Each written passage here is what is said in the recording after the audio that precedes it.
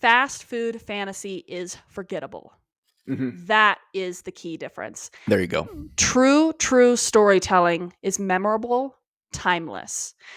And that comes down to the character. Writers, Chelsea, readers, allow me to posit this. It's not that there is less good fantasy being written today, nowadays, whatever. I think that it is a matter of there is more bad fantasy being written alongside it. What say you? What say me? I do think you're absolutely correct. There is an abundance of poorly written fantasy that is saturating the fantasy industry. Yeah, And when you stumble on a great fantasy book, you're like, wow, that feels like one in a million. That's not the case. There right. are incredible authors out there that are writing epic and high fantasies. I am in a chat with what feels like 5 of them that are just Awesome. phenomenal fantasy writers, Yeah, and you can tell they just pour their souls into it. And that to me speaks volume. yeah. But when you have the and I think this is going to wrap into what we had discussed in our episode 0, Hmm. which was the pandemic writer, which Yeah, that isn't the fact that you got the opportunity and you discovered you're a storyteller. Those right. are completely different people. Correct. Correct. What we are discussing are the people that have zero appreciation for writing and zero knowledge of what the writing process takes, and then produces a work because they think it's the quick way to make money, Right. right? This Yeah. misconception that people can write a book and be famous. It Yeah. doesn't work that way. And Yeah. so when Not at all. not at all. And Yeah. so when we talk about the pandemic writer, that is who we're talking about. These people that lack appreciation, that oversaturated the world of the book industry because they jumped in thinking they could do the one and publish millionaire deal without an editor, formatting, cover, any of it. Or Time and thought into your story. yeah, that's a I number mean, one. yeah, I mean Yeah. that's the big thing. When I was reading I was just looking at different blogs, different posts. There was a couple from published authors, a couple from indie authors, and just a couple from readers that I really keyed in on. But the main thing was that it seemed quick and dirty and easy, Exactly. and that I think is the crux of what we're going to talk about today. And I meant to ask, did you coin the phrase fast food fantasy? Where did you get that? I I I made it up. And if I it's love that. around here, So yeah, if it's I around so here, then I Googled it. You can't find it. So I we need to trademark that. I googled it too because Yeah. I just immediately called it fast food fantasy because that just made sense. Yeah. Because my fantasy has been compared to a fine dining experience, Yeah. and so I immediately just went to the opposite, which was fast food. And yeah, I went to Google it and Nothing. nothing. Actually, I found a lot, and I'm sure you did too if you Googled it, but I found a lot of posts on writing food in fantasy or food fantasy, things like that. And I was like, okay, well, I'm getting way too down deep in the rabbit hole. I do not want to get Deep. that far. No. I am not a food fetishist. Fetishist, yeah. So I backed off that really quick, and I was like, well, I wonder if Chelsea coined that. So congratulations, Chelsea. That's a great term, and I think it has meaning and longevity because there are a lot of things that we have nobody to blame but ourselves, first of all, so let me say Of that. course. Everyone has the choice to better themselves or to not better themselves on a daily basis. I am chief among these who do not do things to better myself. I should, and we all have that ability, but I don't always. But I was looking at one of the major contributors that I think really came along with the pandemic writer was TikTok. Mhm. And not just TikTok, but the TikTok mentality, doom scrolling mentality, instant gratification mentality. And, there are studies on this, and the studies are, that every time you swipe, right, you swipe up and you see something. It either makes Yep. you laugh or it makes you think or it makes you cry or it makes you fearful. But every time you do that, and you do it, what, every 3 seconds, every 6 seconds, you give yourself a little shot of dopamine. Boom, dopamine, boom, dopamine. Every time, every time, every time. So we have conditioned our minds to crave instant and new and fast food type gratification. And the drugs in our system are actually accomplices to that. So I think that a lot of that came out about the same time as this fast food idea of fantasy, the pandemic writer. And I was watching a video. I wish I would have kept who that was. I would have posted the video in here. But she was talking about how basically after Harry Potter, that kind of relit the fire of fantasy and kind of took it away from high fantasy and put it into more of not urban fantasy. It's not modern fantasy, but it's not high fantasy at all. Right. Yeah. So, but it kind of reignited the fantasy flame, but in a different way. And I so am so happy you brought this up. yeah, And I go say ahead. that because I was going to bring up the studies of what has social media done to us. Yeah. And the younger generation is much more malleable to what you were talking about, the dopamine rush, Mm-hmm. and how that is impacting your attention span. And your brain becomes addicted to that dopamine rush. Let's say you pick up a book and you start reading it and you're 20 pages in and Right. there's not that dopamine rush yet. You put it aside Yeah, because you're exactly. looking for that fast food fantasy Right. and you're looking for that rush of Yeah. feeling excited and the Right. endorphins, all of that. So the younger generation is a lot more malleable to that. The older generation, people like you, me, and beyond, they are also susceptible to it, but their brain is far more developed and therefore not as likely to have permanent damage to that attention span Yeah. because those neurons are getting impacted. The gray matter in your brain is getting impacted, all of it. Right. So there's massive studies coming out regarding social media and the use of entertainment and how that is affecting your brain development and generally in the younger population because they're more malleable. And that's being impacted not just in your everyday life where you get frustrated because you don't want to go put 3 hours into your gardening work because for Right. you as a young generational human being, you're thinking, I want it quick, I want it Right. fast. And so it's being transferable to your work life, your social life, your how you entertain yourself,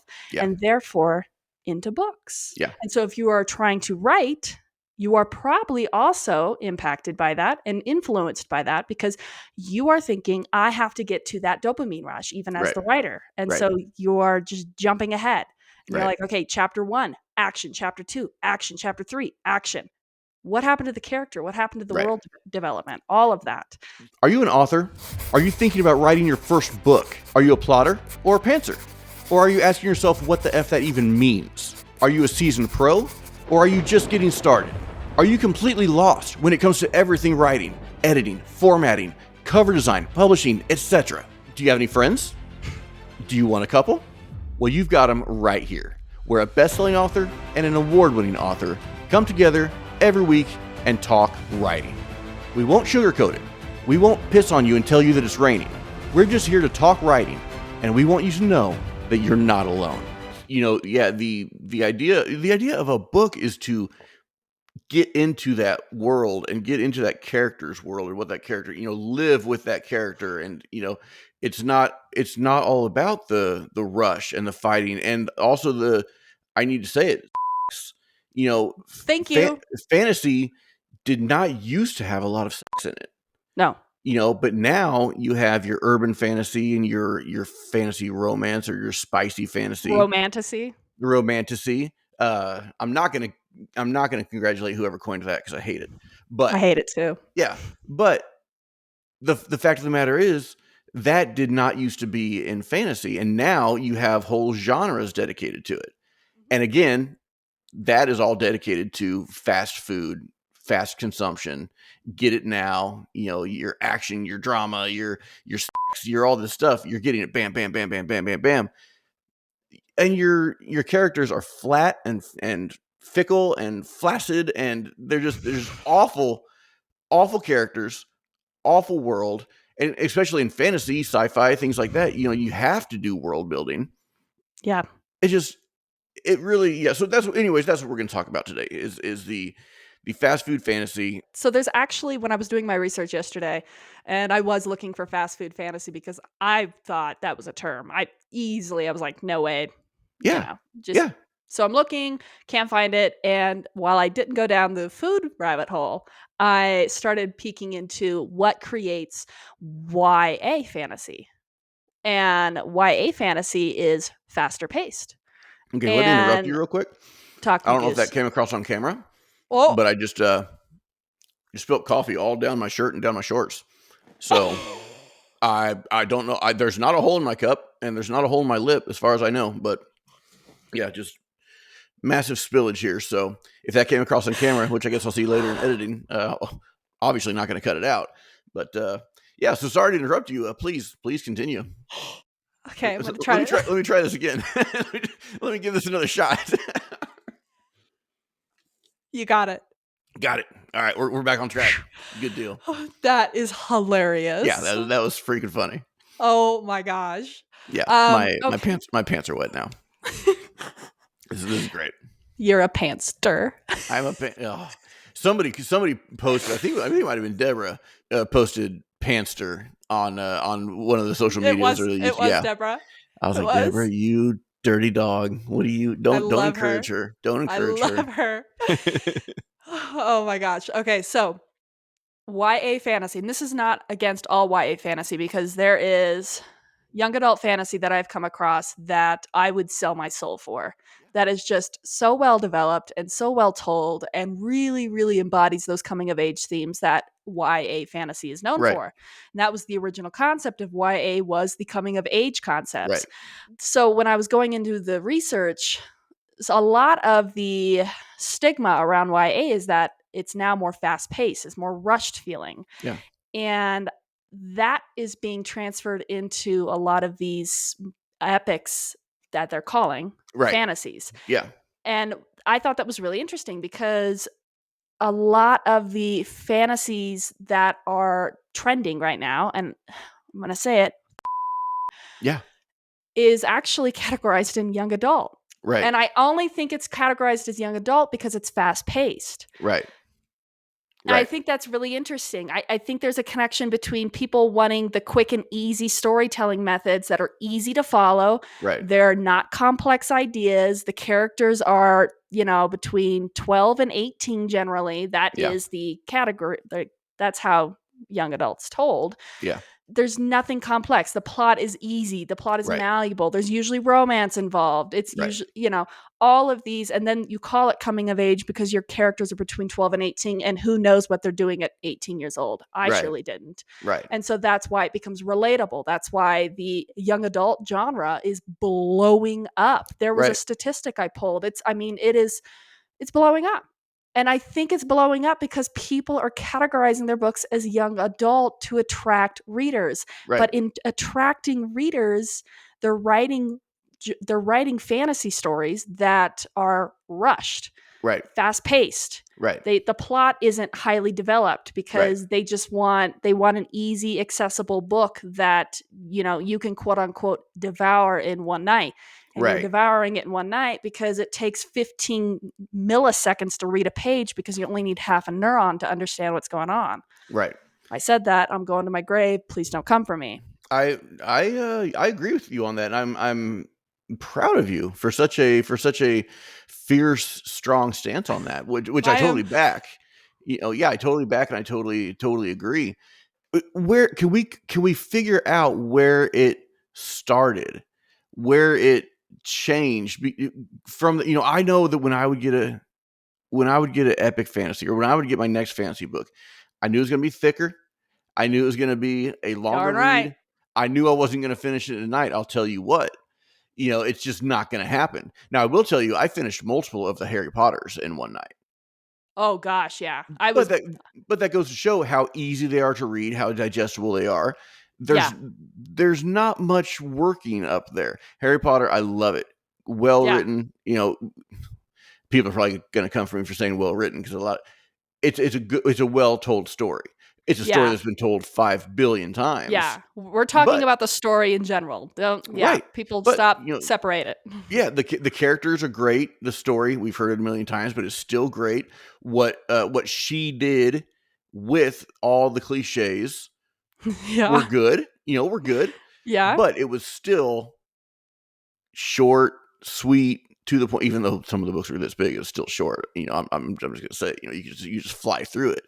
Whereas if you go back and read, early to Dune. yeah, go back and read Dune. It's just it's going to take you a minute.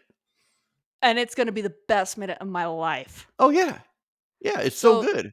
I ask you this, is in to compare the old fantasy and sci-fi, right? Because we're talking about Dune Yeah, as yeah. well. The old epics and sci-fis to the modern day, what we call fast food fantasy. What is separating the two? I think world building is something that everyone really gets into and everybody Yeah. really loves. I'm not going to say if someone's good at it or bad at it. World building is awesome.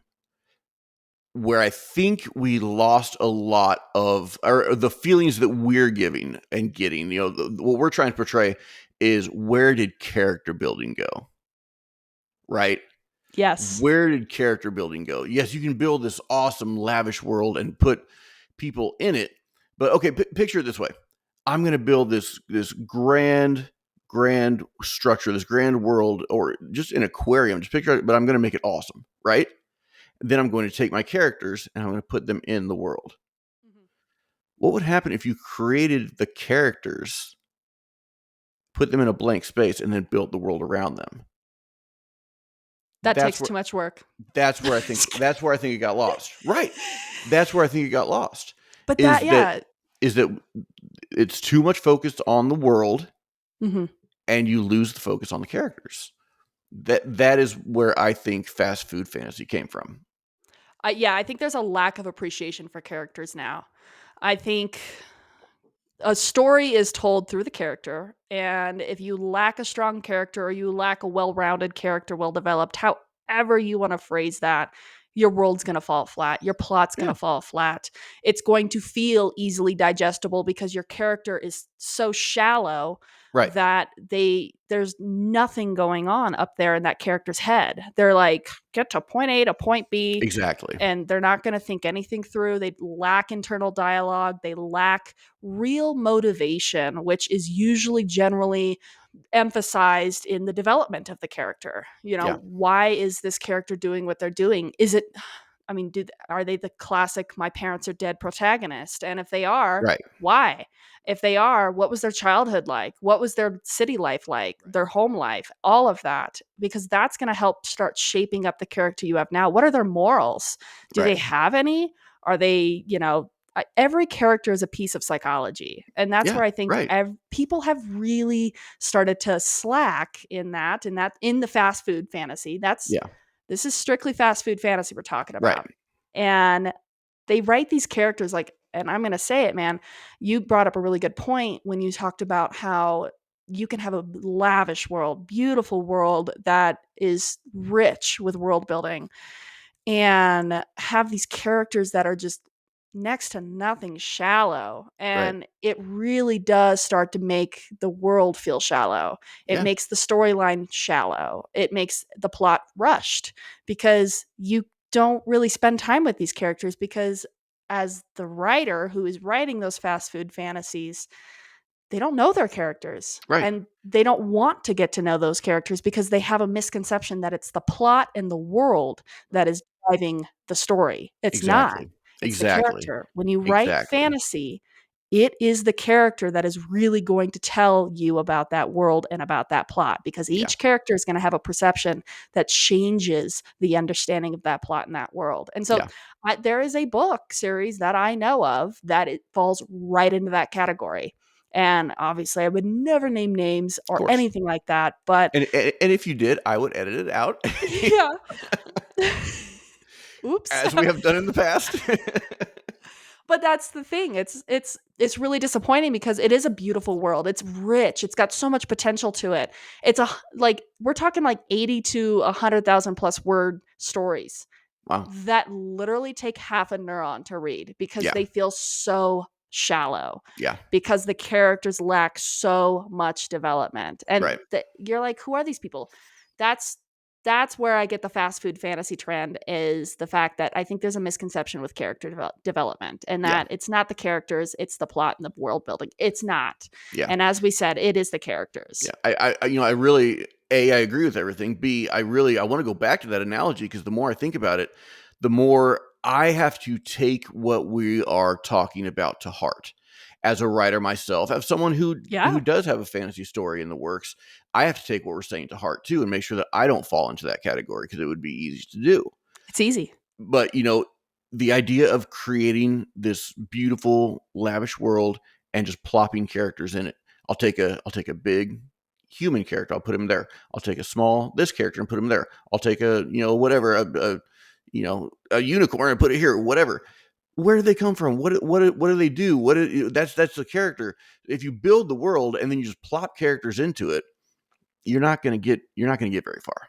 You're not. And so I'm so glad you brought that up. Again, in sync, because I was going to bring up my own work. So when I wrote The Blood of the Lion, which, as people have, if you're into this one, if you watched the previous episode, I rewrote 5 times before handing to an editor. I didn't know my characters at all. Yeah. My editor, he slaughtered it because I lacked severe character development. Yeah. One of the first comments he wrote about Syra was, what's Syra's motivation? Right now, he says this. Right now, I have no idea why we're even in her POV and why she matters. Wow. And I was like, I'm gonna go hide in a hole. Yeah. Thank you. And that was an example of creating this world and having your plot, and then you just put Sire in there. Just boop, Exactly. you know. I spent so much time building this world up. So much time, it was Yeah. ridiculous. And I just thought the characters would come easy. Right. Boy, was I wrong. Yeah. And my editor, who is a saint and specializes in the epic and high fantasy realm, he understands that fast food trend versus the real classic epic and high fantasies and the fine dining experience. And Yeah. he is very focused on character development. And so he said that. What is she doing? Why do I care about her? She's Yeah. got this blade, which you have mentioned is some powerful relic that she's Right. been granted. Right. Why? Who Right. is she? Why does Right. she matter? Like, Yeah. what's her middle name? Right. Like all these stuff. And so when I got that comment, I stopped. Yeah. And that was a wake up call for me. Mm-hmm.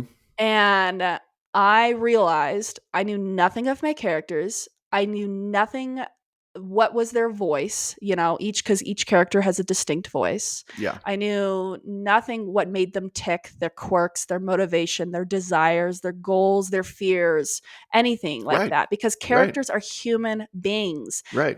You get, I think there's that fictionalized aspect where people want to, they're like, oh, they're in their fiction world, anything can happen and they just deal with it. Right. That's false. Yeah. What makes characters relatable is the fact that they're people. They're people Right. put in these grand scale situations that are beyond our world sometimes. Yeah. And when you can relate to these characters because they have these fears, or maybe they have these quirks, like Morai hates liars. He's Yeah. just like, he gets really frustrated with liars. Who Yeah. doesn't? Right. And so Right. you start to understand that there's these relatable aspects that makes these characters. And so, Yeah. when I got that comment, I stepped away from my edits for 8 weeks because Wow. I realized that I knew nothing about my characters. Yeah. And that in order to tell the story and to complement the world building, I needed grand characters that were as real as you and I. Yeah. And that took time, and that Yeah. took reflection, and that took really digging into who these people were. Yeah. And so that, they could walk through the door and have a cup of coffee, Yeah. So that was, so it's easy. It's easy to fall in that trap where you think, if I build up this grand world and I throw Right. characters into it, it's going to work. Right. Wrong. It's not. Well, it's like the that scene I sent you the other day. Just I was like, hey man, I wrote this scene of a dude in a kitchen.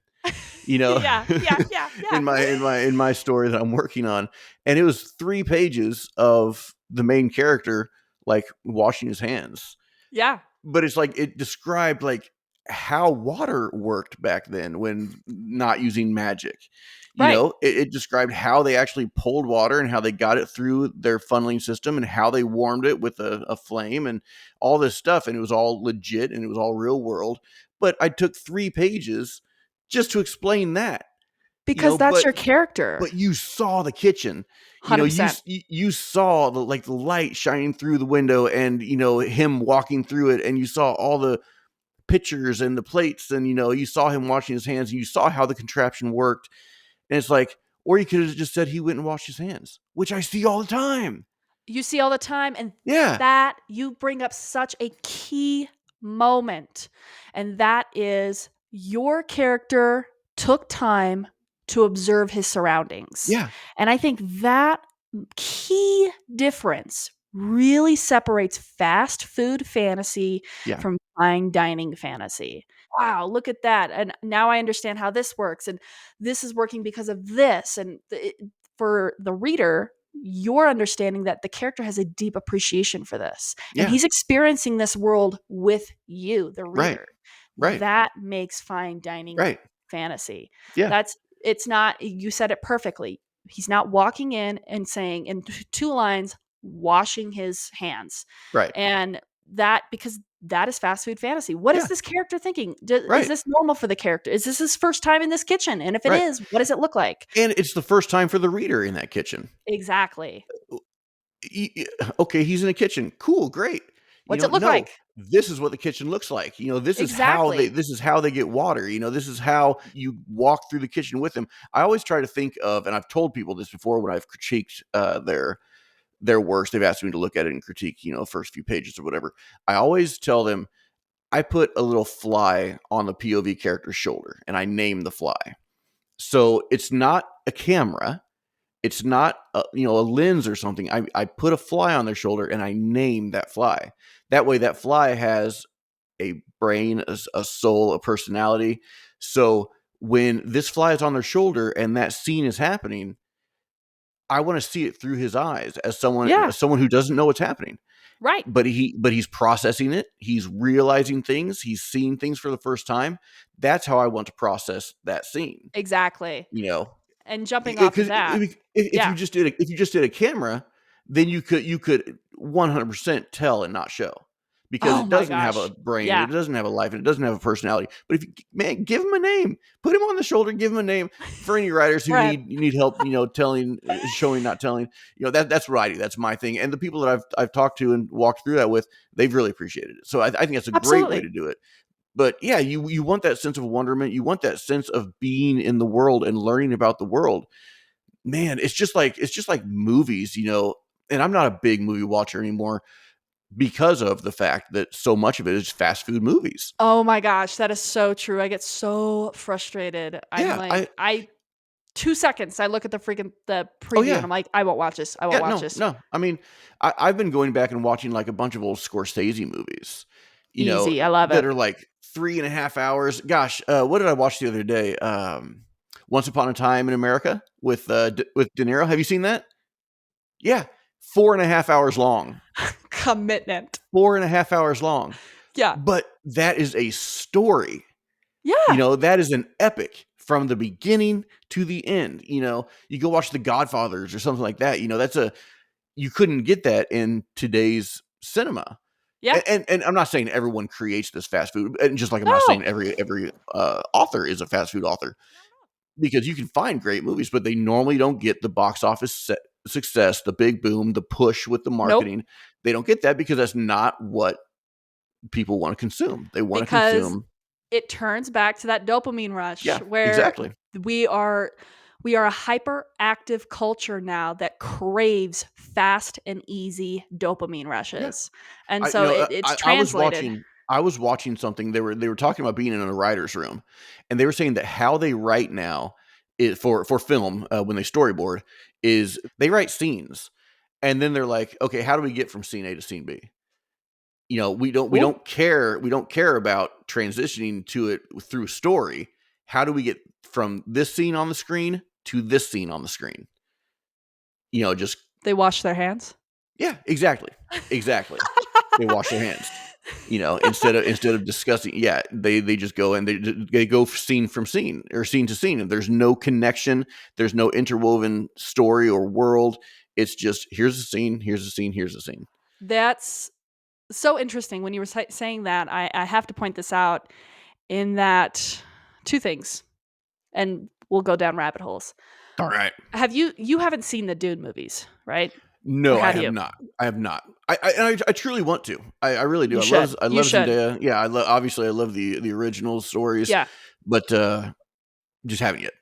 It's they respect the storyline so much, the Cool. actual book, which Yeah. is why it will go down as one of my top favorite book adaptation movies, Wow. part 1 and part 2. Okay. 100%. In fact, I might put one on tonight.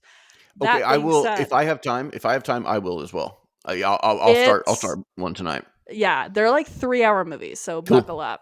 Love it. So, what I was going to say is that now Dune Part 1, people loved it, right? People were Yeah. like, "Holy crap, it's the first time we've seen a book adaptation that really came to life on screen, that really Wow. feels like you're reading the books." Cool. And in the process, though, there were a lot of people that spoke out and Hmm. said, "Oh, it was boring.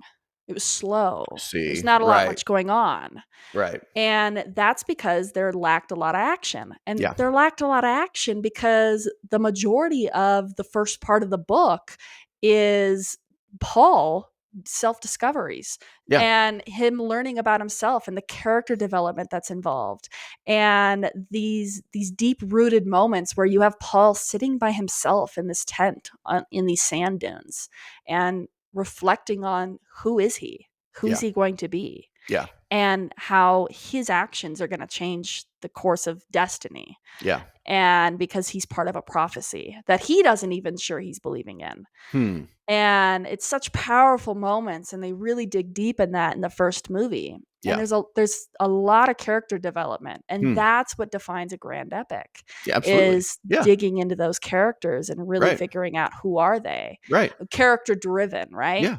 Yeah. So that being said, when you were talking about the storyboard, Yeah. I couldn't help but think about my own writing, which was how do you get from point A to point B, those Yeah. scene fills, right? Right. Right. And I've had so many writers that I talk to, and it's nothing against them because everybody has their own favorite scenes, their own favorite writing patterns, all of that. Yeah.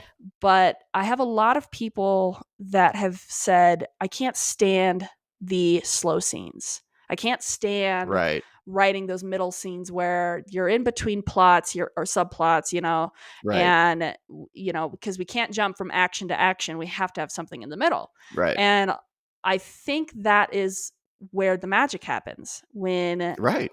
you're in a scene between action points, like I do in my books. They're my favorite scenes to write. Yeah. There's scenes right off the bat I'm thinking of where Syra is sitting there with Zane, who is an ex-commander for a city who has fled and rebelled, Yeah. and they're sitting there before they're leaving for this grand adventure, essentially. Yeah. And they're trying to figure themselves out. They're like, what's going to happen? Who Sure. are we? What Yeah.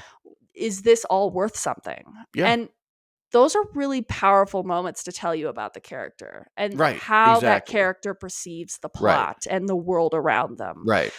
And those, I think, those scenes, no matter, even if they're 4 or 5 page chapters, Yeah. when you're just talking, characters Yeah. are just talking and reflecting on life or Right. sharing a drink or sharing stories, you don't know. Right. Those scenes tell you everything. Yeah. Everything, and they get you invested, and they make you either root for the character or hate the character Yeah. or want to be the character or want to be with the character. It gives you that immersion. It connects you to the Yeah. character, Yeah. right? Those connecting scenes connect you to the story, Absolutely. right? So Absolutely. interestingly, in my research last night, I found, and I didn't even know it was her until I saw it. I saw a Medium post. So like an Yeah. 11-minute read, so it was really long. Cool. But I saw it on Medium, and it said something about, why I write fantasy but can't read fantasy. So that sounds a lot like me right now. Click, Yeah. written by Oh the god. one and only, our homegirl, Michelle Piper. What? Boop. Just surprised the heck out of me. I said, "What?" So I checked to make sure it was her. I looked at her profile. It's Michelle Piper. So, Michelle, I will ask you before I put the link in the show notes. But if you're okay with it, I will link that Medium post to this episode. So it's a very interesting read. We agree on a lot of things. There's certain things we disagree on. Oh, hey, that's the name of the game because we're all human and we all have our own opinions. Yeah, yeah, yeah. Yeah, but she one part that resonated hugely with me was she said that if she comes to another like love scene or another, I can't remember if it was love scene and fight scene or fight scene, and she talked about love scenes later. But she said that when she came to these overdone, bouncing from one fight to the next, from one Oh my scene to gosh. the next, she will skip. Yeah, She will hit fast forward with her hands, like she's going through the pages, and if she gets to that, she'll skip a few, and if they're still on it, she'll skip, and if they're still on it, and then she'll find where they're not on it anymore because yeah, she doesn't need it. She wants to be invested in the story, and she wants to know the characters and to know what's really happening with them and in their lives, in their world. The rest of it, all that other stuff, the stuff that we call the scenes, like you said, that's the fluff. What connects you to the character are the connecting scenes, are the lines between scene A and scene B. yeah. So Michelle, yep, it was a great article. I read the whole thing. Thank you for it, and I'll talk to you later if you're cool with us posting that link. I will do so. But yeah, Yeah, I would super love interesting. to She read she that. straight up said, "This is why I can't read fantasy, even though I write fantasy." Because of this. And she basically talked a lot about what we've talked about, the fact that fantasy suddenly became romantasy. There Oh was my there was all of a gosh, sudden yeah. there was spice in it and things like that. Dude, go to Pornhub. Please. If you And if you I want if you want go to Pornhub. It's like that's not what I want in my stories. no. Yeah, if you want, I don't know. I'll get off on a tangent on that one. I don't need to. And hopefully everyone knows, if you can like what you like. Yeah, we're You not can you can attacking you. right, you can read what you read, you can write what you write. This is a conversation. This is a dialogue. Like I said in the beginning, I am speaking to myself and I am being forced, even though it's painful, to listen to myself so that I don't fall into the habits that we're talking about. Right. I mean, I Yeah, even messaged you yesterday because I was reviewing right. our last episode. I just took a lesson from myself. Yeah, Like, it just clicked with book 4. I was yeah. big regarding plotter versus pantser and filling in the scenes and all of that. Yeah. What I think is that makes us or proves that we're fallible. Everyone is. We're Yeah. human. Everyone is.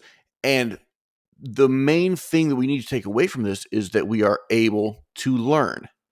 We are Yeah. able to make mistakes. We're able to learn, even from ourselves or from someone else. Sometimes it's a hard truth. Sometimes it's a hard pill to swallow, but it's all for the sake of making ourselves better, making our stories better, making our characters better. It's all for that sake that we talk about this and that we, I yeah. just had a, Did you shush me? Did you just shush no, me? I No. just I just had, like, an out of body experience regarding a scene in book 4 as you were talking about that. Awesome. I just Awesome.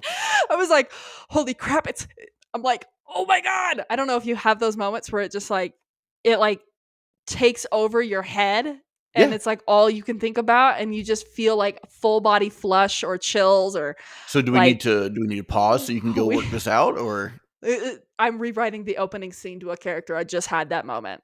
I just awesome. I just freaked Cool. out, like, it Well, just see, and hit me. and that's what I hope that this podcast I'm does. freaking out, dude. I hope people listen to it. You don't have to like everything we say. You don't No. have to hate everything we say. You Please don't have to. don't, like Yeah, right. Exactly. Disagree in a courteous, kind manner. right. But dialogue, dialogue, dialogue, learning, learning, learning. If we don't talk about it, we won't learn it. There are things that just as we sit here and speak to each other, we are encouraging each other and we're learning, and we can take that back to our craft. And Hopefully, that's all that's we what want. other people get out of that as That's well. all we want. We Yeah, we don't want we're not telling you what to do. That's not the right. point. And We we're not want dogging. We're yeah. not dogging anybody. If you want to write the spiciest, craziest fantasy. Erotica. Yo, do your thing. Do your thing There is a market for that. and do it well. Yeah. Do it well. And whatever you can take from this, take. Whatever you don't Yeah. like, toss it. Yeah, chew on the meat, spit out the bone. I We Go ahead. I'm going to interrupt you because Do that's it. what I do. I Yeah. wanted to give a call out to this book. Okay, let me see. And Blood and Biscuits. Okay. Blood and Biscuits by C.M. Allen. He is I know Sam Allen. Okay. Yeah, yeah, yeah. he's a friend of mine. He's a little bestie. I love him to death. So I wanted to call him out because when we brought up the topic and we were like, I want to discuss fast food fantasy. First off, I'm so excited we're having this opportunity because it's something I'm extremely passionate about because I really do think it relates back to the sociology and the psychology of where our culture is going. Yeah. The hyperactivity, the quick dopamine rushes, and the influx of social media use like TikTok, Yeah. where those 3-second videos, if we're not getting an endorphin rush in that first millisecond, we're flipping the video. Yeah. Right. And that's transferring over to the writing world and for Mhm. readers and writers alike because like we said, the writers are the fast food writers, not nobody in particular, Yeah. are having this misconception that they're just got to get the story down. It's going to be the most epic story. And Right. so that being said, there are fantasy authors that I've come across that just they complement the epic and high fantasy realm so much. Yeah. And Blood and Biscuits is one of those. Seriously. Martinis at Midnight is his second book. He's working on his third right now, and he has so much respect for these characters. I mean, it is the characters that tell the story. Awesome. He goes down and he digs into the deepest holes in these character souls, and he's not afraid to talk about the most violent things that these characters think about, to the most raw and intimate things, to the Hmm. most terrifying things. Yeah. And it's how these characters feel about themselves that are defining the plot. Hmm. For example, Blood and Biscuits is about Vlad, but it's not what you think. Oh, And cliche. Get out of here. that's what Oh, you want to think. oh, exactly. Right. That's what you want to think. Everybody Yeah. thinks, oh, it's Vlad. Yeah. It's not. Yeah. It's not a Vlad you know. And this Vlad is very real and very human. He's been Mhm. alive for 1,000 years, but he suffers from depression. Hmm.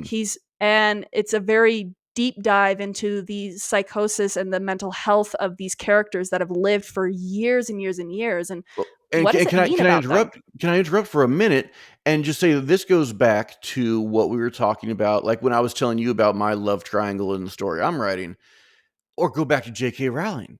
Go back to any story that has come after what was before it. Go back to the music with 12 keys. That's it. That's all you got. Make it Right. work. Right. So this Vlad, whatever, this vampire, whatever. Yes, that's the cliche. Guess what? It's within those 12 keys. Work with it. And what C.M. Allen does with it, from what you're telling me, is make it his own, make it intriguing, make it rich, make it desirable, make it something you have to know and you have to read, Yeah. get invested. That is the point of writing, and that should be the point of reading.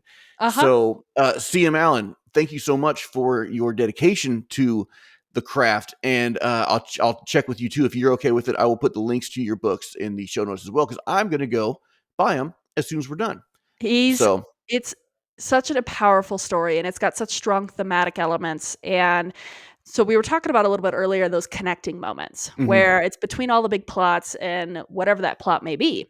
So for CM Allen, he has what's called the supernatural support group, which is awesome, Vlad running a support group for other supernatural beings. And so awesome. you have a werewolf, you have a banshee, you Yeah, have a spirit. I mean, these characters that are you have a zombie, which is unlike any zombie you have ever read before. cool. Love it.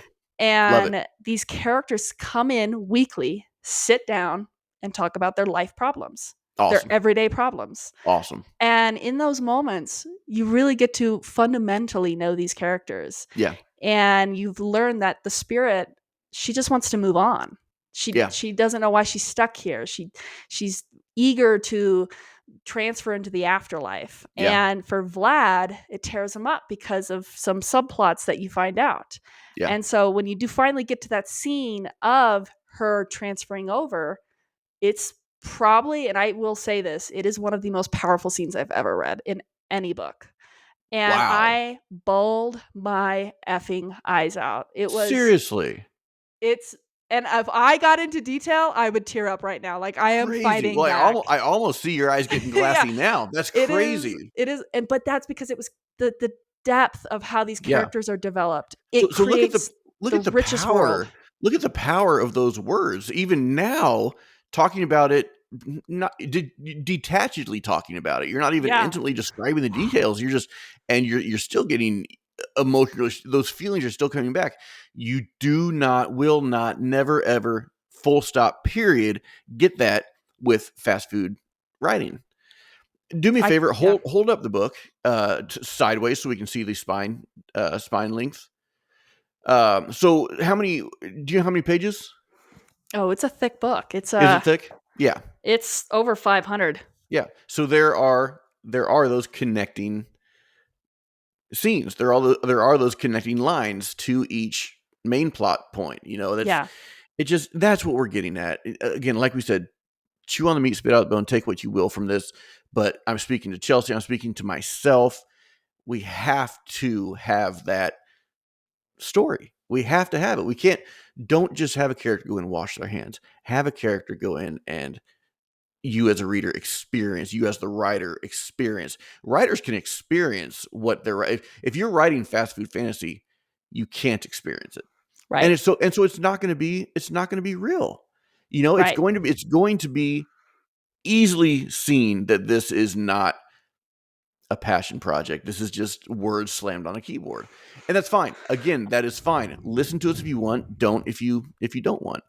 But with CM Allen, you could see the emotion on your face. yeah. With that book, just talking about that scene, that That's is chef's writing. kiss. That is a success. That is just as much of a success as getting a trad deal. Yeah, The fact that you affected a reader to the point of real emotion, man, A plus. it's, and I have to bring this up. Fast food fantasy is forgettable. Mm-hmm. That is the key difference. There you go. True storytelling is memorable, timeless. And that comes down to the character. Yeah. It's not the world. As you've said about the music keys, you have a certain number of keys, work with them. Right. When it comes to storytelling, you have a certain number of elements. You have a certain type of personality for your character. You have a certain type of world you can build, right? Yeah. Yeah. Fantasy is fantasy because of the magic system, right? Right. Almost every epic fantasy has magic to some Right. degree. Right. And so you have these elements that in every genre are the keys to music, and you have to work with them. And so, what differs between fast food, forgettable fantasy Right. and timeless, legendary fantasy is your character. It's the characters. Yeah. Yeah, that's it. So, that's And what you got to think. on the topic of magic and magic systems within the world, can we talk about how easy it is? And even Tolkien, who is, he's the GOAT, right? We all tried to emulate him because before him there was not world building. Right. Okay. He created the characters that we still use today. He created Yeah. the characters, the people in this fairy realm, this people in fairy tales, the people in modern fantasy. He created. He spent 12 years creating his world and creating Wow. his languages and creating his magic system. And even Wow. he messed up. Deus Ex Machina, right? Isn't that the term where your characters are painted into a corner, and then all of a sudden, and some magic happens, and they get they get free, right? Right. So Yeah. so Yeah. even Tolkien is guilty of that. You know, but I guess what I'm saying is, know your magic system, use your magic system, but do not use it as a Deus Ex Crutch. Machina. Right. Don't use it as some magic system. Magic. Don't use it as some magic system to suddenly save your characters or to Right. suddenly change. No, do that in those connecting scenes. Do that in the story. Right. Right. So it's interesting you bring that up because when I was outlining and not outlining, it's more of like thinking about book Hmm. 4. Hmm. I realized I was doing something quite similar where I was starting to put myself in a corner. And that corner was a over reliance crutch on certain elements. Yeah. And I realized that when I was thinking about this particular character, and then when I was going over to this particular character, something similar was happening. Yeah. And I was like, I was pulling the same theme, the same elements. And I went, wait a minute, that's a corner. I'm Yeah. I'm I'm not thinking about the character anymore. I'm thinking Right. about the plot. Right. What is the character going to do? What is the Yes. character going to do that's going to make them memorable, Yeah. timeless, and how they're going to change the Oh, plot oh, direction? oh, preach. Oh, preach, girl. Preach, Preach, girl. preach. Amen. Can I get a witness? Yes. God, I got a witness. Yes. And that's the Amen. thing. And so when that happened, I walked away from the entire story. I was Awesome. like, okay. I'm obviously trying to rush the idea of book 4 in hopes of, falling into a certain self-imposed timeline, Yeah. whatever that may be. And my biggest fear has always been that rushed fantasy feel. Yeah. And that is, I will stop a book faster than anybody's freaking grandma can bake a pie. Like, I will, no. Over. I don't know if I've ever heard that one. You're welcome. I just My made that up. I'll tell you what though, my grandma can make a quick pie. So challenge accepted. I'm calling Mammy. I'm I'm gonna ask her calling to make me a Mammy. pie. I just made that up. Yeah. But that's the truth. Yeah. Like, my biggest fear is rushed fantasy, Yeah. and I want to do the fantasy genre Do it by justice. do Yeah. it justice by Yeah. creating a world where these characters are so relatable that you don't know if you want to root or hate them Yeah. because they're in these situations that are forcing their hand even if they don't want to force their hand. Right. Even my Morai character, he's been one of the most proudest pieces I've created because his character is dealt with such a shitty card. Yeah. And he's dealing with so much hate and betrayal from the world Yeah. because of what's happened to him. Yeah. And in doing so, he falls into the clutches of that madness, that Yeah. that anger, and you have to watch him work his way out of it.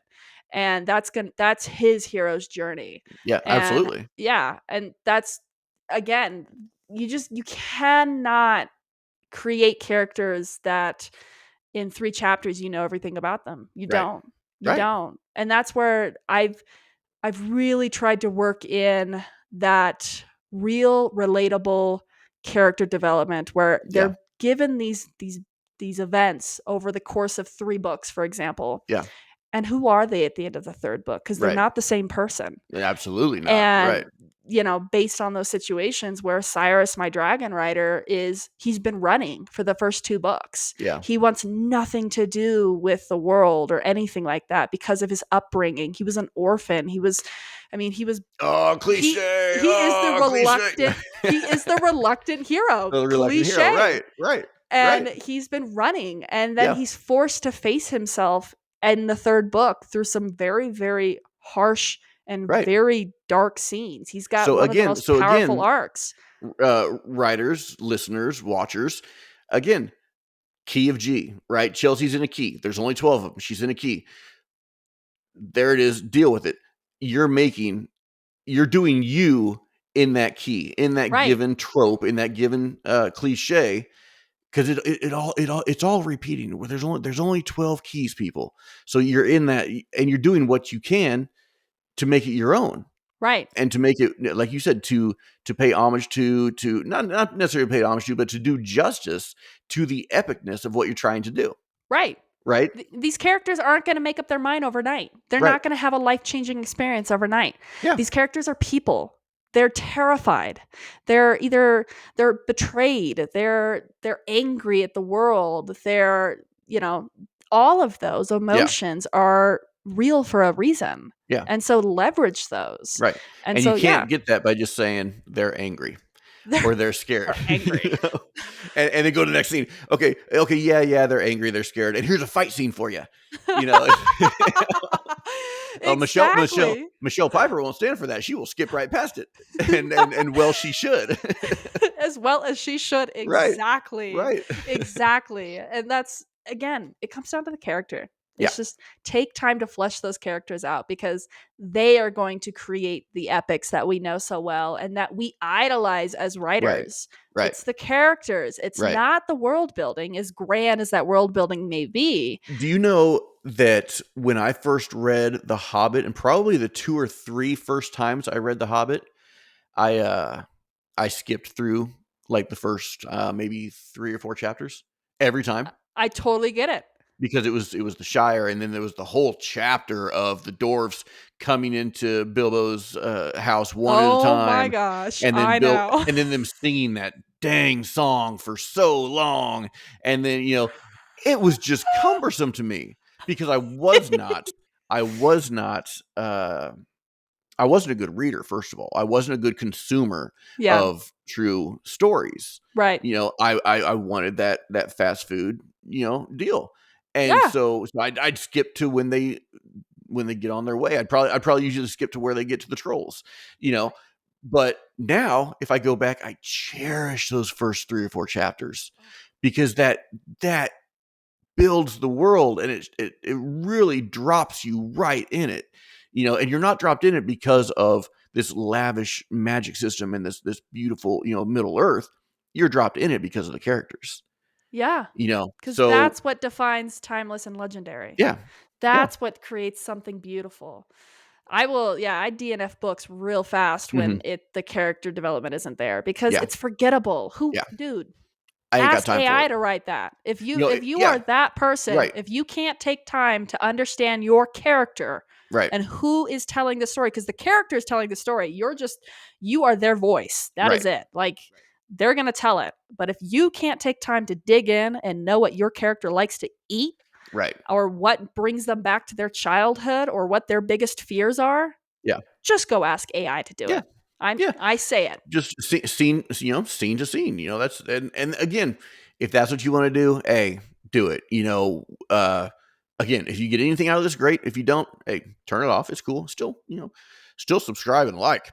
But but no, it's 100% true. Actually, I was going to bring it back to the battle scenes we discussed in episode 0, Yeah, which kind of came back into those connecting scenes and those big moments where rushed fantasy, fast food fantasy is really those moments where you have a big battle scene and you're like, here's 2 sentences. and Done.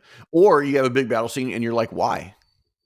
Exactly. If you don't understand, thank you. That's Yeah, actually a really good point. yeah, If you don't understand the why behind a major plot driven scene, then you failed. right. Yeah. Sorry, Like, I why am I said it. here?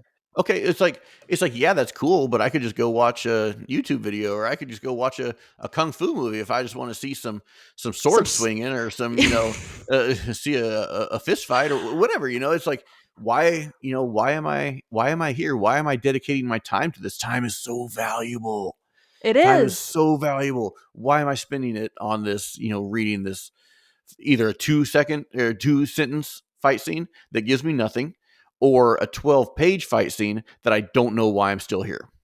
I Oh my gosh, I Yeah. know. Yeah. It it comes down to character motivation. It's Yeah. And again, it's the same with sex scenes. oh, You can look don't for all I care, open the can of worms. you can fade to black. I don't need to hear about a throbbing member. I don't need to hear about any kind of, grabbing or touching, or moistness or slickness. I don't need to Wet. hear about any of this. Yeah. I don't need fade to black so I can please get on with those interconnecting scenes that tell Yeah. me about the characters. Yeah. I don't need I it. So fast food fantasy, I think, overuses sex scenes. I think they Oh yeah. abuse the use of sex scenes in order to have that, oh my gosh, Right. Well, And again, it's a dopamine rush. Uh, yeah. I mean, I should have pulled a stat on, how many visitors per second, Pornhub gets. Yeah, dude. Okay, people like sex. People like that's great, and it sells. It's been an adage as old as time. Yes, sells. Beauty It and the has Beast no, it has reference. I no, like that. it has no place in. Don't come at me. This is just my opinion, but it has no place in storytelling unless you're writing erotica. And what's another word for erotica? Unless you're So, writing, yeah, that's so. If it's in my fantasy, fade to black. Fade to black. It doesn't have to be there unless there's something involved, and you still don't have to get as visceral and no. as graphic as a lot of the stuff I've seen. There's just no place for it. Sorry, So, rant over. yeah, dude, totally respect it. I think the most beautiful intimate moments and the most tragic moments are really used for defining character development. Yeah, And so for me, I don't necessarily turn my nose up to sex scenes. I only respect them in certain stories because I don't read yeah, all the erotica. I'm not even a romantasy fan because hmm I am not here for the romance right. unless it is integral to the plot and It's character it's got to development. be it's got to be hella earned, Right, right, right? exactly. Yeah. And so, but I do think sex scenes are integral to character development on certain situations. hmm And I say that because it can really help define a character. So in book 1, there is a sex scene. Oh well, But for I knew that because I've read your book so many I times. know you Yeah, can't put it down. I mean, yeah, right, Micah, I'm right. begging you to stop I'm reading it for the sitting on it 20th right now. time. I'm sitting on it right now. That's how close I have to have it to me all the time. You're like, I'm actually using the pages. Yeah, I'm actually reading it right now as we talk. Oh, yep, there's You're good like, old Morai. He just started his car. that Um, is so funny. But no, so for me, for Morai, for example, Morai has a sex scene because for him, it's about taking control. mhm, And for him, as he's feeling himself, because you really get a deep dive into his state, his psychotic yeah, state, as yeah, he's starting to slip. He's still got himself together in book 1, but book 2, yeah, by the end, he's just like he snaps. He's like, I'm done because it's mhm, really about the character. So in book 1, he feels like everything's being taken away from him. He's starting to see signs where his rulership is slipping, his right, his mental state is slipping because of what's happened to him, yeah, and he wants nothing more than to control a situation.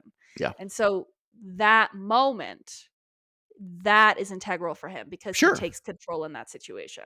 yeah, And so that's where I find the value in sex scenes is when they can really, really be used to help define a character development piece.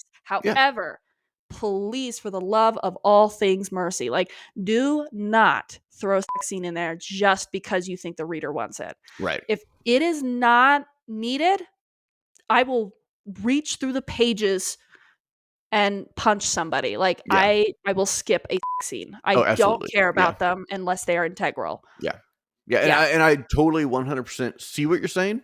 I agree with what you're saying, and that again goes back to the point of this what we were kind of saying towards the middle of the episode. There can we are creating dialogue here. You and I have a differencing of opinion. I don't need sex scenes at all. Right. Give me a fade to black. I'm good to go. Right. You say, yeah, they are integral if they lend to the story, and if it is built to this and it shows the character plot, character development, etc., etc. Cool, man. I get that, and Yeah. I agree with it. So we have differing opinions, and we agree on something, and we both learn something. So Right. as you guys, writers, readers, whoever's, as you're watching this, as you're listening to this, just dig into it, man, and start the dialogue. If you do agree, if you don't agree, and hit it in the comments, hit us on Instagram. We'd love to dialogue about it. Keep it civil. Just as Chelsea and I don't agree on everything, and just like I was saying with Michelle, I read her whole deal and I loved a lot of it. Agreed with probably 90% of it. Yeah. Disagreed with about 10% of it. I'm not going to dog her on it. Oh, you're wrong for this 10% I didn't agree on. You know, Everybody no, has an man. opinion. Right. It's an opinion. It's great. And thank you for the article because it was a great article. Yeah. And And so thank you to Chelsea for that opinion. And I'm sure she appreciates my opinion. And I love that's your opinions, dude. yeah. Like again, as you guys could probably see, anybody listening to this, like Mike and I agree on a lot of things. Yeah. Like, and that's probably why we can sit here and talk for so long, because Yeah. we have such respect for each other's opinions, and we have such deep understandings of certain intricacies in the book industry world that we agree on. We see the pattern happening, and we Yeah. want to discuss it and bring it out to the open because nobody else is bringing it out in the open. Right. Right. But we're still human. We still Yeah. have slight disagreements on regarding our own storytelling. We're like, I would have done it this way. That doesn't make the other person wrong. That just Right. means they just have a preference for something. Yeah. People love erotica. You Right. go. You Go for enjoy it. it. Dig it. I don't. I Right. will never, ever, ever, ever pick up an erotica book because Yeah. I don't care about it. But Right. that doesn't make anybody else wrong. Right. I was just I'm going to jump back and say, if they're integral, keep them. If they're not, get rid of them. Yeah. For Or don't. me as a Or writer, don't. Do you? book 3, I don't have a single romance scene in book 3. Oh, then I'm not. Then Why? I'm not reading it. Sorry. I'm not And reading it. that's I and there are people, I had readers say, "Well, what about the romance?" Bro, if it's not needed, Right. If it's I'm not. not If it's going to not force there, it. there's a reason it's not there because it's not needed. What's Like, up? whoa, are Yeah. you reading for the if you're reading for the romance, please go pick up a romantasy. This is Exactly. not a Yeah. romantasy. This is, Right. if the moment is there and it is integral for a character to have that moment Yeah. because it's for their development, then I will keep it. Yeah. Then it is needed. And it's not going to be erotica detail at all. Right. It's going to be very respectful to the genre. Yeah. And that is all that matters. But I'm not going to force a romance scene if it's not needed. Yeah. And that's, but it, again, I ranted there for a second, but You did. Ugh. I did. Bad look. Bad look, man. I just got on my Bad look, pedestal. bro. I was like, bro. But yeah, so that's where I think there is such a desperate need to reevaluate and rediscover what it means to read fantasy, Yeah. and what it means to write fantasy. Yeah. It's not about the plot of the world, those will fall into place. Right. It's about the character. It's about the character, baby. That's what it's all about. I say with that, we wrap it up. We wrap it up. And I have noticed that we are so incredibly unprofessional. We don't have an outro. So, because we wing it. And I think I love this format. I love the format of just winging it, talking. I think we get legit, real ideas and conversations out of it. And Yeah. so yeah, no outro. Thank you all for listening. Thank you all for watching. If you can subscribe, gosh, it would help us. Give us a like, click the bell, all that cool stuff. It really does help. Yeah. And we would love to connect with you. We're Holler here to at conquer us. the algorithm. Darn right. And help us conquer it. Let us know what you think. Blood and Biscuits, CM Allen. I'm going to go buy it. Chelsea, are you sponsored right? Did he pay you for this and you're not telling me? He did. You have to tell me. I'm literally I texted him this morning and I was like, so I'm just going to be talking about your book today. Okay, cool. So since we're not being sponsored by that, or since Chelsea didn't take money and didn't tell me, yeah, CM Allen, Blood and Biscuits, check it out. I'm going to go check it out. I'm going to put that in the show notes below, along with Michelle's link, as long as I get both their permissions to do so. Thank you all for listening / watching. Give us some love, give us support. Grab your free 10-page worksheet on plotting and structure. It has really helped. Even Chelsea and I, after we posted it, have gone back and looked at it a few times. It's really good. It's nothing too in-depth, man. It's just a good rehashing, a good revisit, a good relearning opportunity. And hopefully it helps you out. Until next time, love y'all. Love ya. Yeah? Micah. What's up? Hey, what's going on? Where's your beard? I didn't put it on today. What? I quit. Sorry, Micah. We're gonna have to wrap this up. What do you think? Come on, Micah. It's gorgeous. Well, thank you. You're welcome. You're welcome. And I take that as, since you see more of my face and less of my beard, I take that as I am gorgeous. Of course you are, Micah. Yeah. Yeah. With the hair. Yeah. I mean, you've really got something going on here. I mean, it's working. It's working for me. I don't know. I don't necessarily know what it is, but whatever it is working. You know what I'm saying?